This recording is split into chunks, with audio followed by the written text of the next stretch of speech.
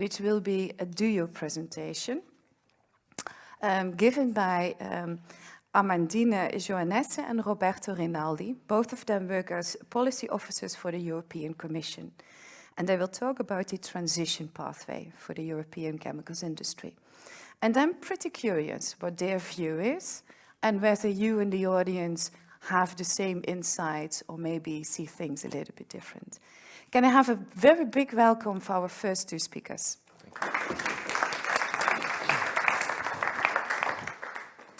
Thank you very much. Thank you for having us here and giving us the opportunity to present what we do at the European Commission in order to best support the EU chemical industry. So we have strong ambitions for Europe, you know, the European Green Deal, the climate, the digital transition, and I think the chemical industry has a key role to play in this transition. Oh, do I have the pointer? Yeah, thank you. So the chemical industry is, Europe is the second largest chemical producer in Europe, in the world, with 499 billion of sales. It's also the fourth largest chemical producer with 7% of EU manufacturing turnover. It's a big hire, it employs a lot of people in Europe, and it's also the second largest research and innovation investor in the world. So big numbers here. But it's also the third industry subsector in terms of direct CO2 emissions. And this is what we're also trying to work on in order to achieve our objectives. Just making sure I have it right in terms of the slides. Green. Yes, okay. So what are the objectives? By 2030, we would like to have industry engaged on a pathway aligned with the EU objectives that have been set up of at least 55% GHG emission reduction, and the renewable objective, which is of at least 40% of total energy consumption coming from renewable sources. By 2040, we would like to have phased out most harmful substances in terms of use, where they may pose a problem, such as certain consumer mixtures, for instance. This is part of the chemical strategy for sustainability that has been developed by the Commission. By 2050, industry will have undergone a massive transformation, both in terms of products that it generates, in the way that these products are made, enabling the whole transformation of large European chemical value chains. But the industry is facing also a particular geopolitical context, as you all know. The Ukraine war and sanctions on Russia that impact directly the industry in terms of feedstock, because it's heavily relying on fossil fuels. And the rising energy and raw material prices, which create a very challenging competitive environment. And the emphasis that we need to increase industry's resilience towards this. We have faced the COVID situation that closed our borders, but we're also facing now a new situation in terms of geopolitical changes, which impact tremendously the industry. So we have this big changing landscape, a lot of things happening for the chemical industry. So the climate ambitions, the energy issues, where is our energy coming from, and the chemical strategy for sustainability, which for us is in order to ensure that we have a toxic-free environment, having safe and sustainable by design chemicals. The resilience, so we want to make sure that we have resilient EU industries facing shocks, new shocks that may happen in the future, and the digitalization, which can be an enabler of these transformation. So this is why, because of all of these happening, we try to co-create a transition pathway for the chemical industry. So this is part of what we have, the update of the industrial strategy that came out in 2020, actually, facing the COVID situation. We updated and we looked at what are the changes that need to be made, and transition pathways is one of them. So we have some for different ecosystems. The transition pathway for energy-intensive industries is one ecosystem, and the chemicals is part of this ecosystem. And we are developing this with stakeholders. So we are sitting with industry associations, with NGOs around the table in order to discuss and co-create this transition and what actions are necessary in order to achieve it, to achieve the objectives that have been set up. So I will just leave the floor. To show you to what point it's really a co-creation process, we wanted to show you a little bit how the different steps that brought us to the final version that hopefully will be adopted tomorrow with the stakeholders. First of all, we launched the actual idea of the co-creation and the actual idea of working together on a transition pathway for the EU chemical industry in February 2022 during the industry days. And then what we did is that we collected as much as possible information from the stakeholders directly. Once again, not only industry representatives, but also NGOs. Once we had all this information collected, we discussed the outcome that we gathered and we summarized to the stakeholders throughout 3 different meetings.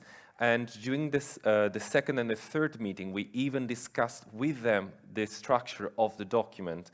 And we continue to develop it together with via their comments. And tomorrow there will be the final discussion with the stakeholders on the actual content.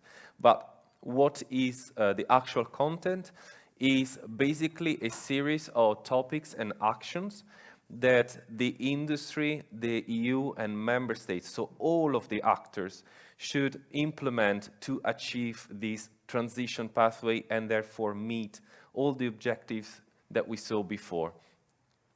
But there are so many topics and so many actions that we wanted to split it and to cluster them into different, what we call building blocks. Here you see them, the 8 of them. For example, sustainable competitiveness, investments and funding, research and innovation, regulation and public governance, meaning legislation, access to energy and feedstock, infrastructure, skills, and social dimension. And what we had is a total of 26 topics. And for each, as you can see here, each topic collects specific actions that the different stakeholders, therefore the chemical industry, or the EU, or the member states, should implement. I don't know if you're able to see all of them, but we can have a closer look to just a couple of them. For example, for sustainable competitiveness, these are the main topics that we've identified together with the stakeholders. One, of course, is the market competitiveness for safe and sustainable by design products. And this implies specific actions on drive the international competitiveness, while at the same time stimulate market for sustainable products, because there is not only a need for develop the products, but also a need for the market uptake of these products. And here you see also other topics belonging to the sustainable competitiveness. And for example, something that is really important, especially here today on this campus, is new synergies, the need to create synergies and cooperation. And this goes into details as facilitates exchange of information, but also increase the cooperation to de-risk the investments, as well as support the development of partnerships for innovation. Another example of a very relevant building block is, of course, legislation. And specifically with the stakeholders, these 3 topics were identified as those that we all should work on in the next decades. The first one being more effective and predictable legislation. This means for the European Union institutions, develop and provide those new definitions and concepts that have been introduced, for example, in the recent chemical strategy for sustainability. I'm thinking about, for example, essential use. But there is also more work to do about the methods. For example, non-animal testing and other similar methods that are currently not recognized or are not part of the official validation process. Just an example. But there is also a need of coherent legislation. And here, when we mean vertical and horizontal coherent legislation, vertical means from European to national, that there is a coherence between what it is said at EU level, it's then actually implemented and correctly translated into national legislation. And when we talk about horizontal coherence of legislation, we talk about making sure that the legislation that applies to one specific part of the supply chain, it's not in conflict with another part of the supply chain. And finally, there is also a specific work to do on improve the enforcement, and here we talk about effective and efficient enforcement. This means, for example, the improvement of enforcement of all that legislation that deals with online sales or online marketplaces. These are just two examples of all these topics and actions that we collected and categorized in building blocks with the stakeholders. But now, how do we translate this into practical roadmaps to implement? Thank you.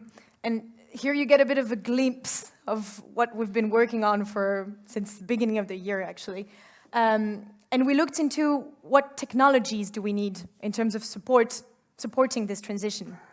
So electrification, of course, and this is a topic that is going to be discussed extensively today. Electrification is essential in order to make sure that our energy comes from renewable sources and we don't create more emissions by just using more energy as well.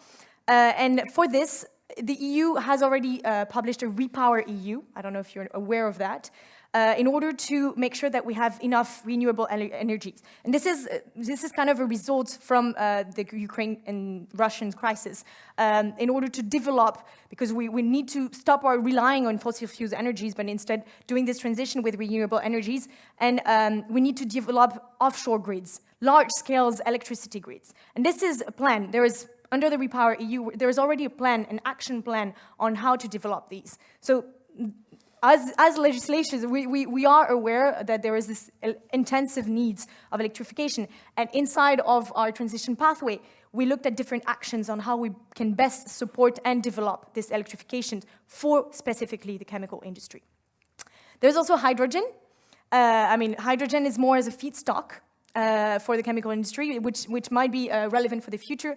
And I don't know if you follow the politicals lately, but Ursula von der Leyen had her State of the Union speech last Wednesday, and she mentioned the development of a European bank for hydrogen. So this is something that there is development for this technology as well. Biomass, which we are supporting in terms of innovation. We want to make sure that this is getting enough light and that it's enough used as well inside of the chemical industry. So we try to best support, for instance, through Horizon Europe, where we have different funding programs for new innovative biomass for the chemical industry. And waste. So waste is, we see it can be a new feedstock, which we didn't know about before, and we're now thinking, oh my God, this is actually very relevant. We could use waste to create new things and to actually create new production of chemicals. And for this, and we heard stakeholders that there needs to be a regulatory framework that ensures that this waste is available inside of Europe and can freely move from one member state to another. So we've heard this, and we are taking them into account in the transition pathway and looking at actions that we can actually have in order to move forward. We looked also at technologies such as carbon capture utilization and carbon capture storage, which can be very transitional technologies for the chemical industry in order to move from infrastructures that are heavily relying on fossil fuels, but also reduce the CO2 emissions by using carbon capture use and storage. So we've published recently communication on sustainable carbon cycle, which empowers and reflects that this technology exists and how can we best support its development in the future. And last but not least, I think process efficiency. We looked into process efficiency in the sense of, are we using exactly the amount of energy we need, or are we using too much? And that this is going to be particularly relevant in the current conditions. And are we facilitating by using the synergies inside of the chemical industries, making sure that a waste from one industry can be reused sometimes in another value chain and can be actually someone's feedstock somehow. So I think this is where we need to find this collaboration for innovation. And this is actually what brings to the next topic. So what we did inside of our transition pathway, we looked at short-term, medium-term, and long-term actions that are relevant. So these are subtopics. So there is, inside of those topics, there is actions. Inside of those subtopics, there is actions for EU member states and industry, as mentioned by Roberto earlier. Here, the main thing, and I think we see it here on campus, we're trying to have collaboration just by putting all together industries. We're trying to have the flow of information to boost this innovation. And this is what we want to create as well in the future for the chemical industry, but not only on this campus, but also industries or SMEs that are not part of it that could be relevant in this innovation.